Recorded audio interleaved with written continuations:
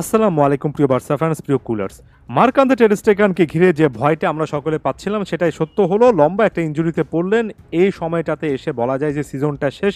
আশা করছি টের স্টেগান তার রিকভারি ফেজটা খুব দ্রুত শেষ করবেন। এই মুহূর্তে তার বর্তমান টিমমেট, সাবেক টিমমেট থেকে শুরু করে ফ্যানেরা সকলেই সমবেদনা জানাচ্ছেন, যেখানে আমরা সমব্যথী। তবে বার্সাকে একই সঙ্গে বিকল্প খোঁজার প্ল্যান করতে হবে এবং এখানে ডবল অ্যাপ্রোচ বা দুটো পথের যে কোনো একটা বাছাই করে নিতে হবে। প্রথম পথটা হচ্ছে বার্সা কি অপেক্ষা করবে এবং ইনিয়েকে পেনার মতো গোলকিপারের উপর নির্ভর করে জানুয়ারি ট্রান্সফারে যাবে। সেক্ষেত্রে জানুয়ারি ট্রান্সফারে অভিজ্ঞতা এবং তারুণ্যের সংমিশ্রণে থাকে একজন ফুটবলার গোলকিপারকে যদি বাছাই করে নিতে হয়, তাহলে বার্সার একটা বড় রকমের অ্যামাউন্ট লাগবে। বার্সা কি সে অ্যামাউন্টটা কালেক্ট করতে পারবে?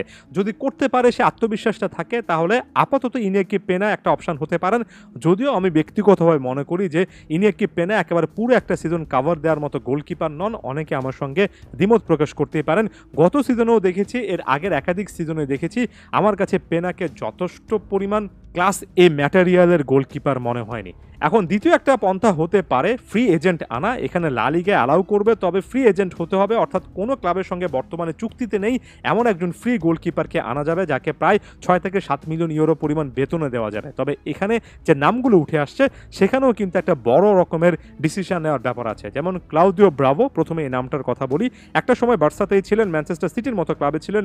বার্সার তো একেবারে মার্ক-আন্দ্রে টের স্টেগানের আগে ফার্স্ট চয়েস গোলকিপারই ছিলেন। সে ক্লাউদিও ব্রাভো জাতীয় দল থেকে অবসর নিয়েছেন, তবে ৪১ বছর বয়সে এই গোলকিপার জানিয়েছেন যদি বার্সা চায় তাহলে তিনি অবসর ভেঙে আরও একবার বার্সাতে চলে আসতে পারেন। এখন এখানে অভিজ্ঞ গোলকিপার বড় নামগুলোর ক্ষেত্রে একটা কথা আমি একেবারে স্ট্রেট ফরওয়ার্ড বলতে চাই যে শুধুমাত্র নাম দেখে ফুটবলার বা গোলকিপার জাজ করলে হবে না।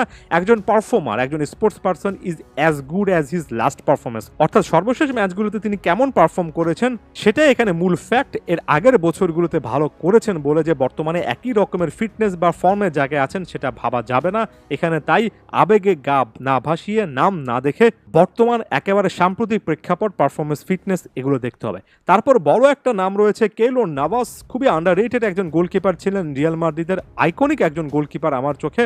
রিয়াল মাদ্রিদে ২০১৪ সালের পরে চ্যাম্পিয়ন্স লিগে একটা ধারাবাহিকতা দেখেছে এবং টানা ৩টা চ্যাম্পিয়ন্স লিগ জিতেছে। মাঝখানে এই সময়টাতে কেইলর নাভাস খুবই ক্রুশাল একজন ফিগার ছিলেন। খুবই দীর্ঘকায় একজন গোলকিপার নন, তবে খুবই হাই আইকিউর একজন গোলকিপার, যিনি কিনা দুই পোস্টের মাঝখানে দুর্দান্ত একের পর এক সেভ করতে পারেন। ওই যে বললাম আন্ডাররেটেড একজন গোলকিপার। তবে ৩৭ বছর বয়সে কোস্টারিকান গোলকিপারের ক্ষেত্রে একই জিনিস প্রযোজ্য। গত সিজনে নটিংহামে লোন মুভে গিয়েছিলেন, সেখানে তার পারফরমেন্সটা দেখা উচিত, সাম্প্রতিক পারফরমেন্সটা দেখে তারপর বিচার করা উচিত। ঠিক একই রকম বা কাছাকাছি রকমের কথা আমি বর্তমান সময়ে ফ্রি এজেন্ট হিসেবে থাকা সাবেক জুভেন্টাস এবং পোলিশ গোলকিপার ভয়েসিক এস্টেনজনের ক্ষেত্রে বলবো, যাকে পোলিশ উচ্চারণে অনেকটা এস্টেনজনে বা এর কাছাকাছি কোনো একটা প্রোনাউন্স করা হয় এবং আমরা অনেক সময় আমাদের মিডিয়াগুলোতে শেজনে কিংবা শেজনি বলে থাকি। তবে চেহারাটা দেখে নিশ্চয়ই বুঝতে পারছেন। তার ক্ষেত্রে আবার রবার্ট লেভানডফস্কির একটা কানেকশন আছে, যেহেতু একই জাতীয় দলে খেলেন। লেভানডফস্কি তাকে কনভিন্স করতে পারবেন কিনা সেটা নিয়ে একটা কিন্তু গুঞ্জন শোনা যাচ্ছে। এখানে শেষ মুহূর্তে এসে এস্টেনজনে বা শেজনি নামে পরিচিত এই গোলকিপার কিন্তু বড় রকমের একটা অপশন হতে পারেন।